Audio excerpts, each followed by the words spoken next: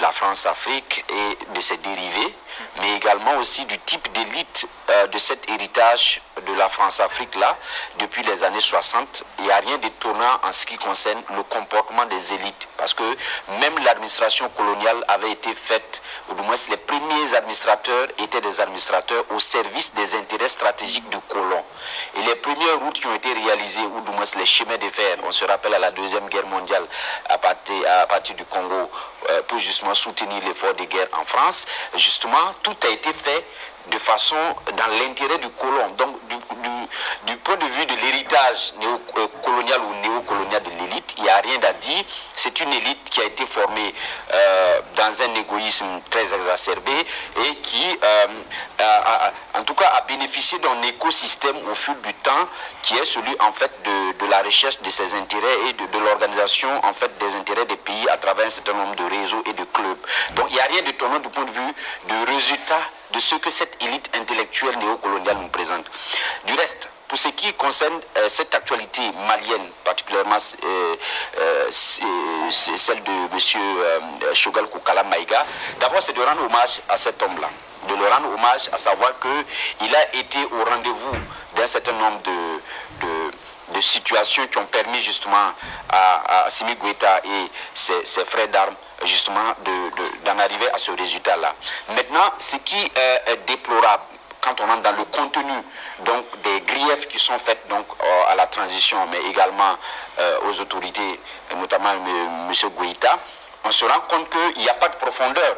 Il n'y a pas de profondeur en ce sens que les arguments qui sont avancés dans sa déclaration, d'abord c'est vrai qu'il a reconnu la stabilisation de la situation à Kidal avec la reconquête, mais l'autre grief qui est fait, qui est celui du fait qu'il n'y a pas de discussion autour donc, des délais de la transition, c'est un argument qui ne tient pas du tout.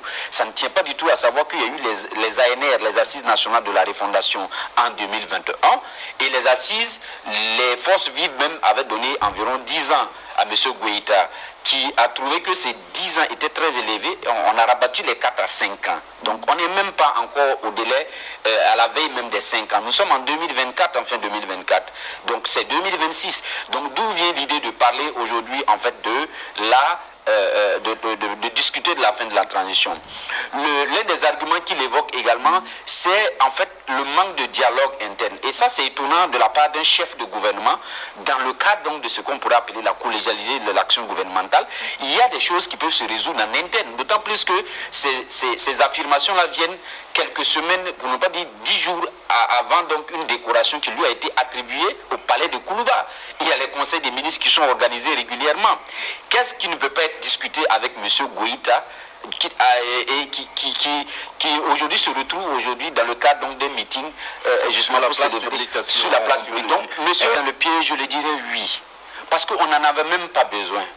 Alors, lui-même l'a répété plusieurs fois. C'est vrai qu'il a été libéré aujourd'hui, mais après qu'il y a eu Tinzaouaten, où il y a eu des difficultés. Des jeunes Maliens, militaires maliens, ont versé le sang pour tenir des positions en soutien avec de leurs frères de l'AES. Donc on est dans on a eu déjà une vision sous-régionale de ce que doivent être nos États. Deuxièmement, à l'interne, on se dirait que mais pourquoi le monsieur qui parlait de la nécessité de la stabilité avant de revenir à une nouvelle citoyenneté dans le Sahel, mais également au Mali, pour aller aux élections, pourquoi ce monsieur-là du jour au lendemain a des affirmations comme ça? Et vous avez vu déjà de sa sortie comment aussi bien les médias mainstream se sont braqués. C'est comme si c'était un trophée de guerre qu'ils avaient, justement, de trouver un Choguel Maïga qui se met aujourd'hui à parler d'élections, alors que la situation au Mali, elle n'est pas encore totalement stable. Elle n'est pas totalement stable parce qu'elle va aussi avec l'évolution de la géopolitique mondiale, mais également sous-régionale. Il y a eu tout récemment des tensions avec l'Algérie, il y a eu des tensions également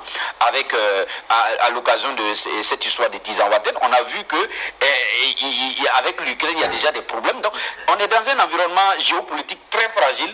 Et on a une confédération qui est en train de se mettre en place. Et lui qui a une grande expérience politique et qui comprend aujourd'hui la dynamique donc des peuples de l'AES, il devrait pouvoir comprendre et puis ne pas aller faire des affirmations à l'emporte-pièce. Donc, mais du reste, moi je pense que il peut toujours être utile autrement s'il se ravise et parce que moi j'ai comme l'impression que Choguel Maïga n'avait pas compris en fait la profondeur de sa mission.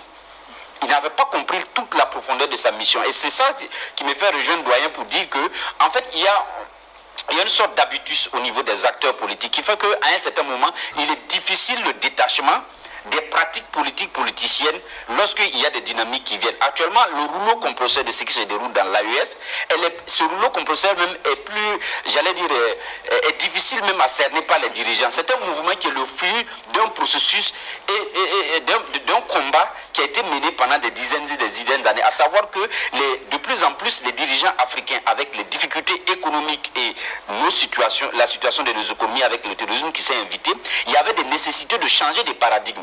Et donc, ce changement de paradigme-là, si vous êtes des dirigeants, il faut être régulièrement connecté aux réalités, à ce que pensent les masses, que de penser à un certain moment que lorsqu'on est au piédestal donc des fonctions, on devient en fait, j'allais dire, un Superman qui doit fonctionner selon sa vision. Moi, je pense que Choguel Maïga, il a raté vraiment sa sortie et malheureusement, ça lui a coûté le poste de Premier ministre.